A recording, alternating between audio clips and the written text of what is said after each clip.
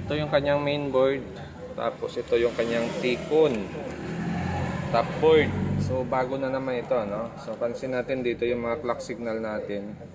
Tapos sa kabila mayroon din. Tapos isa lang yung ribbon. So yung ganito, hindi ka pwede mag-tape method dito. Kailangan dito ay remove ng resistor para dito at para naman dito. Kasi pag nag-tape method ka rito, parehas mo silang matatakpan. So may dumating, tapos may dumaan na kalakal, ano, nakatsyempo tayo.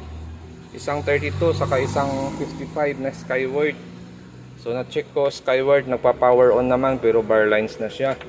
Tapos yung isa naman yung Nova, bumubukas pero aninag lang, pero sa tingin ko buo yung LCD. So tuloy natin dito. Ang problema nito, yan o, may backlight na siya, no? Pero blanco yan, walang display. Yan. So pag ganito issue, check lang natin una dyan yung supply ng ating T-con kung mayroon. So mayroon tayong 12 volts dito. So natin i-check dyan, hanapin lang natin kung saan yung BGH. Kagaya nito, ito BGH natin, yung pinaka DC-DC natin. So wala siyang supply, ano? So gagawin natin, bubunutin muna natin. Yan, bubunutin natin to. Tapos hang natin yung ribbon. Kung walang protect yung T-con, magkakaroon ng DC-DC to. Pero pag may protect, malamang hindi siya magkakaroon ng DC-DC. So sa mga issue na protect naman, ang gagawin lang natin dyan, para matrace nyo kung good pa yung T-con or hindi, abang method. Kagaya yan, mag-aabang ka rito sa BGH, tapos power on mo. So pag may napansin kang pitik dyan sa supply niya, ibig sabihin gumagana yon. Tapos check mo yung 3.3 kung stable. Pag hindi nawawala yung 3.3, protect lang yon. Kailangan mo lang talaga ng ribbon na nakakabit or hanapin kung saan yung nagpo-protect. So dito, check natin ngayon kung walang protect ito. Power on lang natin. Yan, nag-on na siya. Tingnan natin kung may BGH. Ito, BGH natin. So mayroon siya, no? 35. Yan. So ibig sabihin nito, good yung ating T-con. Ang problema, nagpo-protect yung ating DC to DC dahil sa may na-detect siyang problema sa ating top board or sa ating load side. Pwedeng nasa salamin or pwedeng nasa cough, sunog, pwede ring clock signal issue. So ito, mapapansin natin yung mga resistor dito. Maaring ito yung clock signal natin. So malalaman lang natin na clock signal yan pag nag-trace tayo dito. Yung mga test point dito sa dulo na banda dito sa gitna, yan ang kadalasan naging clock signal natin. Huwag yung sa gilid. So ito yun, oh. Yan. Maaaring yan yung clock signal natin. So tester nyo lang yan. Tapos dito, hanapin nyo kung saan siya nakapasok dito. So pag nakapasok yan dito, positive na ito yung mga clock signal natin, swapping voltage natin. So gagawin natin dito ay resistance muna tayo. Ito, resistance natin ito. Tapos sunod-sunod lang yan. Para lang malaman natin kung may pagbabago ba sa clock signal natin. Dapat ang mga value niyan ay nasa M, mega. Pero pag may narakuha tayong mababa, kailang ohms. So ibig sabihin nun, may problema yung clock signal natin. So ito muna unahin natin. So reading natin, ano, taas naman, ano, 7M. Sunod.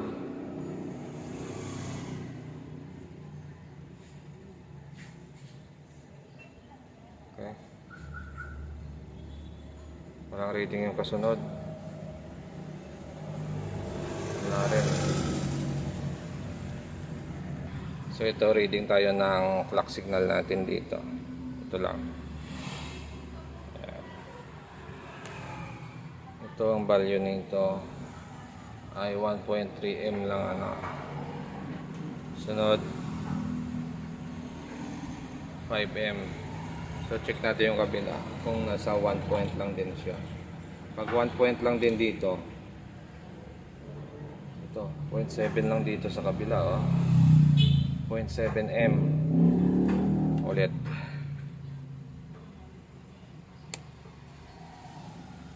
1.3 dito. So mas mababa doon sa kabila, ano? O try natin baliktarin yung test probe natin. Baliktarin natin test probe. Ayun, parehas silang 0.7.